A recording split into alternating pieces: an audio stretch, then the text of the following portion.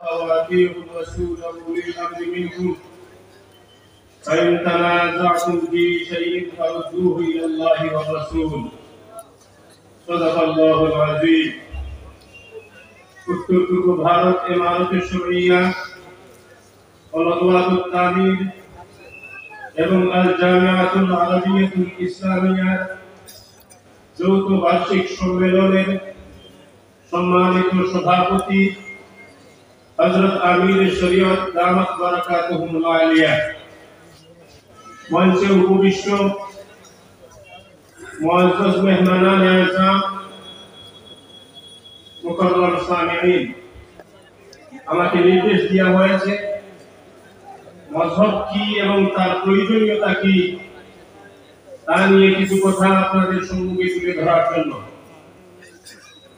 মাযহাব শব্দের অর্থটি হচ্ছে পথ, অর্থাৎ যে পথে চললে পবিত্র শরীয়তের শতভাগ বিধানের উপর আমল করা সম্ভব, যে পথে আমল করলে মানুষ সরাসরি বেহেশত পর্যন্ত পৌঁছতে পারে, সেই পথের নাম হচ্ছে মাযহাব। বন্ধুগণ, আমরা দৈনন্দিন অনেক কিছু সামগ্রী ব্যবহার করে থাকি যেগুলো কিন্তু আমরা আবিষ্কার করি নাই। এক শ্রেণীর মানুষ তাদের জ্ঞান বিজ্ঞান দিয়ে ওই সামগ্রীগুলো আবিষ্কার করেছেন, তার থেকে আমরা সবাই ফায়দা হাসিল করি, যাকে আরবি ভাষায় ইজাদ বলে। ঠিক তেমনি ভাবে পবিত্র শরীয়তের কিছু বিধান যেগুলো আল্লাহ কালামের মধ্যে সুস্পষ্টভাবে বর্ণনা হয়েছে, আল্লাহ রাব্বুল আলামিন বলেন আতিউল্লাহ, তোমরা আল্লাহ রাব্বুল আলামিনের ইতাআত করো, অর্থাৎ শরীয়তের যে বিধানগুলো পবিত্র কোরআনের মধ্যে সুস্পষ্টভাবে রয়েছে সেগুলো তোমরা কোরআন শরীফ থেকে গ্রহণ করো। ওয়া আতিউর রাসূল, এবং যে বিধানগুলো পবিত্র কোরআনুল কারীমে সুস্পষ্ট ভাষায় নেই কিন্তু নবীর আহাদিসের মধ্যে রয়েছে সেগুলো তোমরা নবীর হাদিস থেকে গ্রহণ করো। ওয়া উলিল আমরি মিনকুম, এবং যে বিষয়গুলো যে বিধানগুলো পবিত্র কোরআনুল কারীম বা হাদিসের মধ্যে সুস্পষ্ট ভাষায় নেই কিন্তু ইমাম মুজতাহিদিনগণের ইজতিহাদের মধ্যে রয়েছে সেগুলো তোমরা তাদের থেকে গ্রহণ করো। তো ওই সমস্ত উলামায়ে কেরাম, মুজতাহিদিন কেরাম, তাদেরকে আল্লাহ রাব্বুল আলামিন যেভাবে নামাজ রোজা ফরজ করেছেন ঠিক তেমনি ভাবে এও ফরজ করেছেন ফাতাবিরু ইয়া উলিল আবসার। ওই সমস্ত মহামান্য ঋষিগণকে পবিত্র কোরআন শরীফে আল্লাহ রাব্বুল আলামিন কখনো কখনো আহলে যিকির বলেছেন, কখনো কখনো মুস্তামবিদিন বলেছেন, কখনো কখনো আপনার আর-রাসিখুনা ফিল ইলম বলেছেন। তো আমরা যারা কোরআন এবং হাদিসকে সুচারুরূপে বুঝে তার উপর আমল করতে করা সম্ভব নয়, আমাদেরকে আল্লাহ রাব্বুল আলামিন নির্দেশ দিয়েছেন যেভাবে আমাদের উপর নামাজ রোজা হক জাকাত ফরজ করেছেন ঠিক তেমনি ভাবে এটাও ফরজ করেছেন আতিউল্লাহ ওয়া আতিউর রাসূল ওয়া উলিল আমরি মিনকুম। তোমরা আল্লাহর অনুসরণ করো, অর্থাৎ কোরআন থেকে তোমরা বিধিবিধান গ্রহণ করো, আতিউর রাসূল, এবং রাসূল থেকে তোমরা রাসূলকে অনুসরণ করো, অর্থাৎ রাসূলের হাদিস থেকে তোমরা বিধিবিধান গ্রহণ করো। ওয়া উলিল আমরি মিনকুম, অর্থাৎ তোমাদের মধ্যে যারা ইমাম মুজতাহিদগণ রয়েছেন তাদেরকে তোমরা অনুসরণ করো, অর্থাৎ তাদের সেই গবেষণাকৃত মাসলা মাসাইলগুলো তোমরা গ্রহণ করো। শাহ ওয়ালিউল্লাহ মুহাদ্দিস দেহলভী রাহমাতুল্লাহ আলাইহি তার লিখিত গ্রন্থ আল ইকবুল জিদ ফি আহকামিল ইজতিহাদ ওয়া তাকলিদ গ্রন্থে তিনি উল্লেখ করেছেন ওয়ালাম আন্না ফি আফযিল মাযাহিবিল আরবাআতি মাসলাহাতুন আযীমাতুন ওয়াল ই'রাযু আনহা মাকসাদাতুন কাবীরাতুন। এই উম্মতগণ, তোমরা ভালোভাবে জানো যে চার মাযহাবের তুলনা করে এক মাযহাবকে অনুসরণ করতে রহিয়াছে বিরাট কল্যাণ এবং তার বিপরীতে রহিয়াছে বিরাট অশান্তি।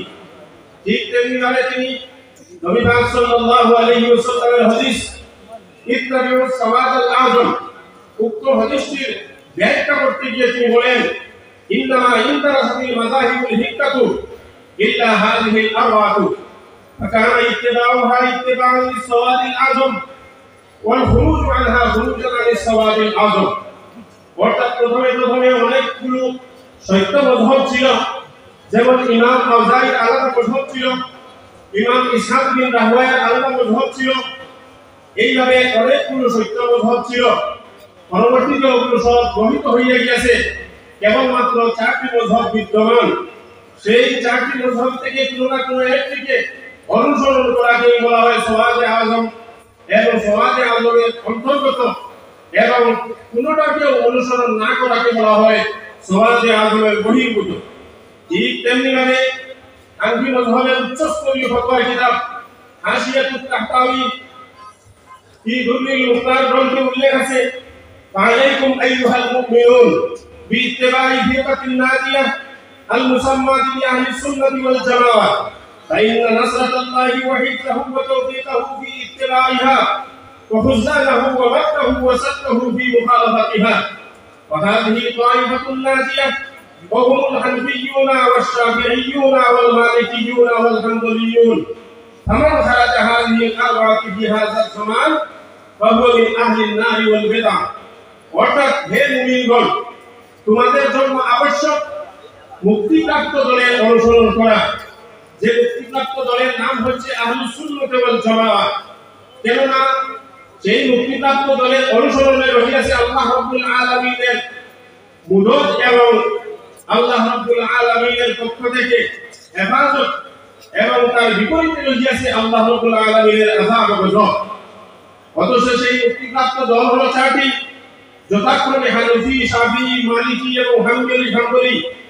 যে ব্যক্তি ওই 4 মযহবের কোনটাকে অনুসরণ করবে না, সে ব্যক্তি বেদাতি এবং জাহান্নামী।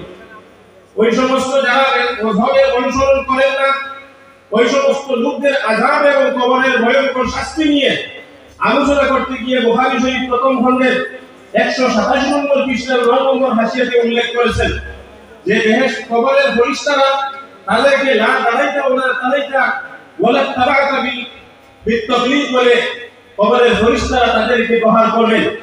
অথচ আমরা জানতে পারলাম যে মযহব ব্যতি রেখে শরীয়তের যে সমস্ত বিধান রয়েছে সবগুলো বিধানের উপর আমল করা কখনো সম্ভব নয়।